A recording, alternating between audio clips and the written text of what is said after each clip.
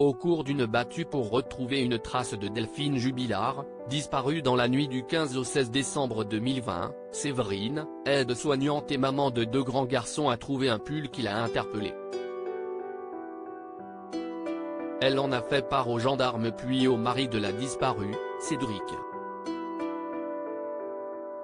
Si est-il le début d'une rencontre contre toute attente pour cette quadragénaire qui aime manier le franc-parler et bousculer les convenances. Au printemps 2021, elle a commencé une histoire avec celui sur qui tous les regards se portent. Vu comme le suspect idéal, il a fini par être mis en détention provisoire pour homicide par conjoint au mois de juin 2021 et s'y trouve encore à l'heure actuelle. Pour Paris Match, celle qui a côtoyé intimement le présumé coupable a accepté de livrer sa version de l'histoire. Séverine s'est retrouvée plongée dans un tourbillon médiatique et judiciaire en fréquentant Cédric Jubilard.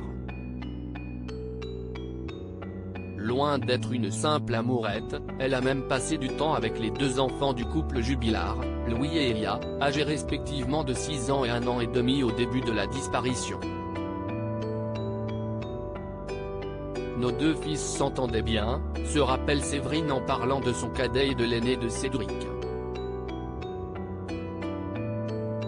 On jouait au Monopoly, au Rami, au Yams.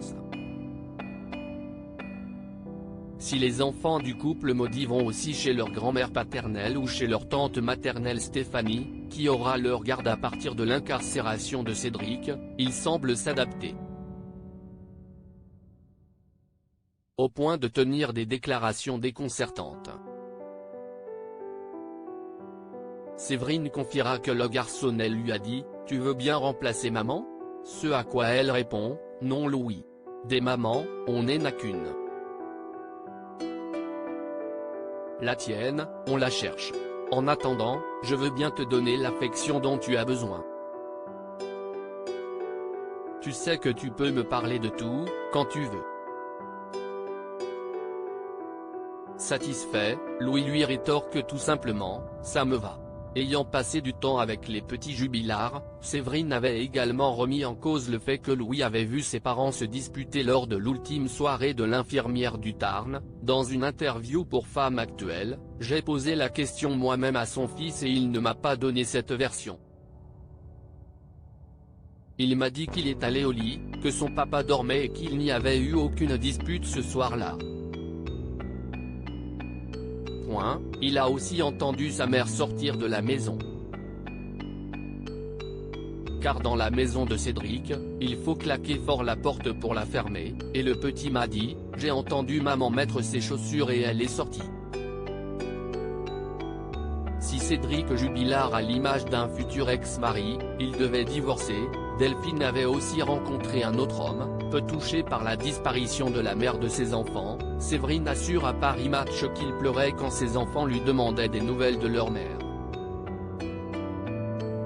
Cédric cherchait des explications, des réponses. Il évoquait des pistes, selon lui mal ou pas du tout vérifiées. Leur couple a pris fin lorsqu'elle a réalisé que son amoureux chattait avec d'autres femmes. Puis, il a été incarcéré. Depuis, elle a été en garde à vue pour recel de cadavres et en est ressortie blanchie. Toutefois, elle ne peut en finir avec la réputation scandaleuse de celle qui a été en couple avec Cédric Jubilard. Elle a pris ses distances aujourd'hui, mais continue de rester présente pour lui moralement. Cédric Jubilard reste présumé innocent des faits qui lui sont reprochés jusqu'au jugement définitif de cette affaire.